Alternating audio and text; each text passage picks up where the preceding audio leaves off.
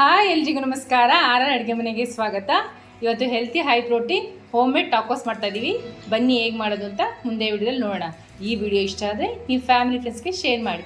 ನಮ್ಮ ಚಾನಲ್ನ ಸಬ್ಸ್ಕ್ರೈಬ್ ಮಾಡೋದು ಮರಿಬೇಡಿ.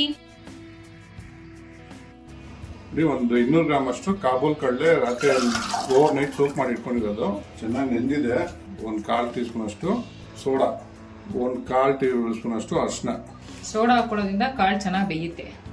ಮತ್ತು ಒಂದು ಚೂರು ಉಪ್ಪು ಮತ್ತು ಒಂದು ಆಲೂಗಡ್ಡೆ. ಇವಾಗ ಇದನ್ನು ಚೆನ್ನಾಗಿ ಬೇಯಿಸ್ಕೊಂಬಿಡೋಣ. ಒಂದು 4 ರಿಂದ 5 ವಿಸಿಲ್ ಕೂಗಬೇಕು. ನೋಡಿ ಚೆನ್ನಾಗಿ ಬೆಂದಿದೆ ನಮ್ಮ ಕಾಬೂಲ್ ಕಡಲೆ. ಇವಾಗ ಒಗ್ಗರಣೆಗೆ ರೆಡಿ ಮಾಡ್ಕೊಳ್ಳೋಣ ಬನ್ನಿ. ಆಲೂಗಡ್ಡೆನೂ ಚೆನ್ನಾಗಿ ಬಂದಿದೆ.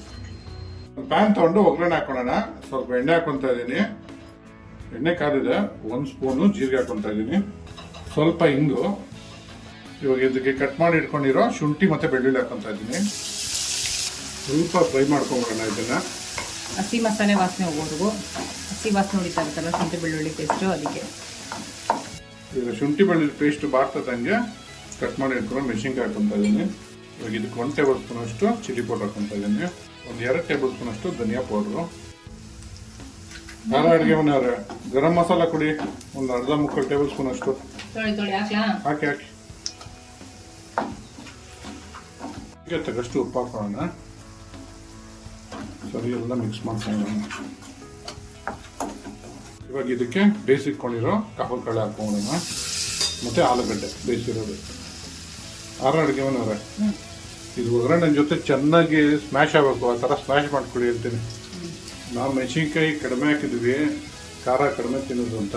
ನೀವು ಖಾರ ತಕ್ಕನಾಗಿ ಮೆಣಸಿನ್ಕಾಯಿ ನೋಡ್ಕೊಂಡು ಹಾಕೊಬೋದು. ಯಾಕಂದ್ರೆ ಚಿಲ್ಲಿ ಪೌಡರ್ ಹಾಕ್ತೀವಲ್ಲ, ಜಾಸ್ತಿ ಖಾರ ಆಗ್ಬಿಡುತ್ತೆ ಬೇಸಿಗೆ ಅಂತ, ಅದಕ್ಕೆ ಕಡಿಮೆ ಹಾಕಿರೋದು. ಹೌದಪ್ಪ, ಸಮ್ಮರಲ್ಲಿ ಖಾರ ತಿನ್ನೋಕ್ಕಾಗಲ್ಲ, ಬಾಡಿನೇ ಕೇಳಲ್ಲ. ವಯಸ್ಸಾದ್ಮೇಲೆ ಹಂಗೆ ರೀ ಯಾರು ಅಡುಗೆ ಮಾಡೋದು. ವಯಸ್ಸಾಯ್ತು ಅಂತ ಹಂಗೆ ರೇಟ್ ಆಗಿರ. ಹೌದು ಎಲ್ಲ ಸ್ಮ್ಯಾಶ್ ಮಾಡ್ಕೊಳ್ಳಿ ಚೆನ್ನಾಗಿ. ಖಾರ ಅಡುಗೆ ಬಂದಿರೋ ಚೆನ್ನಾಗಿ ಸ್ಮ್ಯಾಶ್ ಮಾಡ್ಕೊಂಡಿದ್ದೀರಾ ನೋಡಿ, ಎಷ್ಟು ಚೆನ್ನಾಗಿದೆ. ಒಳ್ಳೆ ಮಾಡಿದ್ರಿ ನೀವು. ಇವಾಗ ಕಟ್ ಮಾಡಿ ಇಟ್ಕೊಂಡಿರೋ ಲಾಸ್ಟಿಗೆ ಕೊತ್ತಂಬರಿ ಹಾಕ್ಕೊಳ್ಳಿ. ಕೊತ್ತಂಬರಿ ಹಾಕ್ಕೊಳ್ಳಿ. ಯಾರು ಅಡುಗೆ ಬಂದವ್ರೆ ಮಿಕ್ಸ್ ಮಾಡಿಕೊಡಿ ಚೆನ್ನಾಗಿ. ಹೆಲ್ತಿ ಟಾಕೋಸು ಮನೇಲೇ ಮಾಡ್ಕೊಂಡು ತಿನ್ಬೋದು. ಆಚೆ ಕಡೆ ಏನೇನೋ ಹಾಕಿರ್ತಾರೆ, ಮಯೋನೀಸು ಅದು ಇದೆಲ್ಲ, ಅದು ಹೆಲ್ತ್ಗೆ ಒಳ್ಳೇದಲ್ಲ ಅಂತಾರೆ. ಸೊ ಮನೇಲೇ ಮಾಡ್ಕೊತೀರ ಅಂದರೆ ಹೆಲ್ತಿಯಾಗಿ ಫುಡ್ಡು ತಿನ್ಬೋದು. ಇವಾಗ ಆಗಿದೆ. ಖಾರ ಅಡುಗೆ ಬಂದರೆ ಸ್ಟವ್ ಮಾಡ್ಕೊಬಿಡಿ ಸಾಕು. ಒಂದು ಮಿಕ್ಸರ್ ರೆಡಿ ಮಾಡ್ಕೊಳ್ಳೋಣ. ಅದಕ್ಕೆ ಕಟ್ ಮಾಡಿ ಇಟ್ಕೊಂಡು ಈರುಳ್ಳಿ ಉದ್ದುದ್ದಿಗೆ ಸಣ್ಣ ಉದ್ದು ಕಟ್ ಮಾಡಿ ಇಟ್ಕೊಂಡಿರೋದು. ಹಿಂಗೆ ಏನಾದ್ರು ಇದ್ದಿದ್ರೆ ಬಿಡ್ಸ್ಕೊಂಬಿಡೋಣ. ಹಿಂಗೆ ಖಾರ ಅಡುಗೆ ಬಂದರೆ ಒಂಚೂರು ಉಪ್ಪು ಹಾಕಿ, ಸ್ವಲ್ಪ ಹಾಕಿ, ಜಾಸ್ತಿ ಬೇಡ. ಸಾಕು. ಚಿಲ್ಲಿ ಪೌಡ್ರ್ ಹಾಕಿ, ಒಂದು ಅರ್ಧ ಟೇಬಲ್ ಸ್ಪೂನ್ ಚಿಲ್ಲಿ ಪೌಡ್ರು, ಒಂದು 1/4 ಟೇಬಲ್ ಸ್ಪೂನಷ್ಟು ಚಾಟ್ ಮಸಾಲ. ಇದನ್ನೆಲ್ಲ ಮಿಕ್ಸ್ ಮಾಡ್ಕೊಂಬಿಡೋಣ. ಖಾರ ಅಡುಗೆ ಬಂದರೆ ಒಂಚೂರು ಕೊತ್ತಂಬರಿ ಹಾಕಿರಿ, ಚೆನ್ನಾಗಿರುತ್ತೆ. ಸ್ವಲ್ಪ ಕೊತ್ತಂಬರಿ ಟೇಸ್ಟಿಗೆ ಚೆನ್ನಾಗಿರುತ್ತೆ. ಕೊತ್ತಂಬರಿ ಹಾಕ್ಕೊಂಡು ಒಂದು ಬೋಲ್ ತೊಗೊಂಡು ಮೊಸರು ಹಾಕೊಳ್ಳೋಣ. ಗಟ್ಟಿ ಮೊಸರು ಇರಬೇಕು ನೋಡಿ. ಈ ಥರ ಕಟ್ ಮಾಡೋ ಥರ ಇರಬೇಕು. ಸ್ಪೂನಲ್ಲಿ ಗಟ್ಟಿ ಮೊಸರು ಇರಬೇಕು. ಮಯೋನೀಸ್ಗಿಂತ ಇದು ಹಾಕ್ಕೊಡೋದು ಬೆಟರು ನಿಮಗೆ. ಯಾರು ಅಡುಗೆ ಮನೆಯವ್ರೆ ಒಂಚೂರು ಪೆಪ್ಪರ್ ಪೌಡರ್ ಹಾಕ್ಕೊಳ್ಳಿ, ಒಂದು ಸ್ವಲ್ಪ ಚಾಟ್ ಮಸಾಲ ಹಾಕ್ಕೊಳ್ಳಿ, ಚೂರು ಉಪ್ಪು ಹಾಕ್ಕೊಳ್ಳಿ. ಜಾಸ್ತಿ ಹಾಕ್ಕೊಳ್ಳಿ, ಸ್ವಲ್ಪ ಹಾಕಿ ಸಾಕು. ಮಿಕ್ಸ್ ಮಾಡ್ಕೊಳ್ಳಿ ಚೆನ್ನಾಗಿ. ಇದೇ ಮಯೋನೀಸ್. ನಮಗೆ ಮಯೋನೀಸು ತುಂಬ ಡೇಂಜರು ಅಂತಾರೆ. ಅದ್ರ ಬಗ್ಗೆ ಒಂದು ಸ್ವಲ್ಪ ತಿಳ್ಕೊಂಡು ಆಮೇಲೆ ತಿನ್ನಿ. ಎಷ್ಟು ಗಟ್ಟಿಗಿದೆ ಮಯೋನೀಸ್ ಥರನೇ. ಮೊಸರು ಅಂದ್ರೇ ಗೊತ್ತಾಗೋದು. ಮಯೋನೀಸ್ ಅಂದ್ರೂ ಹೂ ಅಂತ ಅಂತಾರೆ ಮಕ್ಕಳು. ಇವೆಲ್ಲ ಮಿಕ್ಸ್ ಮಾಡ್ಕೊಂಡು ಆಗಿದೆ. ಮಯೋನೀಸ್ ರೆಡಿಯಾಗಿದೆ. ಇವೆಲ್ಲ ಮಿಕ್ಸ್ ಮಾಡ್ಕೊಂಡು ಆಗಿದೆ. ಇವಾಗ ಟಾಕೋಸ್ನ ರೆಡಿ ಮಾಡ್ಕೊಳ್ಳೋಣ ಬನ್ನಿ. ನೋಡಿ, ಈ ಥರ ಚಪಾತಿ ಮಾಡಿಟ್ಕೊಂಡಿದ್ದೀವಿ. ನೀವು ರಾತ್ರಿ ಮನೇಲಿ ಚಪಾತಿ ಉಳಿದಿದ್ರೆ ಅದರಲ್ಲೂ ಮಾಡ್ಕೊಬೋದು, ಇಲ್ಲ ಆವಾಗ ಚಪಾತಿ ಮಾಡ್ಕೊಂಡು ಬೇಕಾದ್ರೂ ಮಾಡ್ಕೊಬೋದು. ನಾವು ಗೋಧಿ ಹಿಟ್ಟಲ್ಲಿ ಮಾಡಿದ್ದೀವಿ ಇದನ್ನು. ನೀವು ಮೈದಾ ಹಿಟ್ಟು ಬೇಕು ಅಂದರೆ ಮೈದಾ ಹಿಟ್ಟಲ್ಲೂ ಮಾಡ್ಕೊಬೋದು. ಖಾರ ಅಡುಗೆ ಮನೆ ಹಾಕ್ಕೊಳ್ಳಿ. ಖಾರ ಅಡುಗೆ ಮನೆ ಸ್ಪ್ರೆಡ್ ಮಾಡ್ಕೊಳ್ಳಿ. ಒಳ್ಳೆ ಜಾಮ್ ನೀವು ಸ್ಪ್ರೆಡ್ ಮಾಡ್ತೀರಲ್ಲ, ಚಪಾತಿಗೆ ಹಚ್ಬಿಟ್ಟು ಆ ಥರ ಸ್ಪ್ರೆಡ್ ಮಾಡ್ಕೋಬೇಕು ಎಲ್ಲ ನೀಟಾಗಿ. ಇದನ್ನು ಖಾರ ಅಡುಗೆ ಮನೆಯವ್ರೆ ನೀಟಾಗಿ ಸ್ಪ್ರೆಡ್ ಮಾಡ್ಕೊಂಡಿದ್ದೀರಾ? ಬನ್ನಿ, ಇವಾಗ ಇದನ್ನು ಮುಂದಕ್ಕೆ ಏನು ಮಾಡೋದು ಅಂತ ನೋಡೋಣ. ಎಲ್ಲ ಹಿಂಗೆ ಹಚ್ಕೊಂಬಿಡಿ. ಖಾರ ಅಡುಗೆ ಮನೆಯವ್ರೆ ಹೆಂಚಿಗೆ ತುಪ್ಪ ಹಾಕ್ಕೊಳ್ಳಿ, ಒಂಚೂರು ಸೋರ್ಕೊಳ್ಳಿ ಹಂಗೆ ಎಲ್ಲ ಕಡೆ.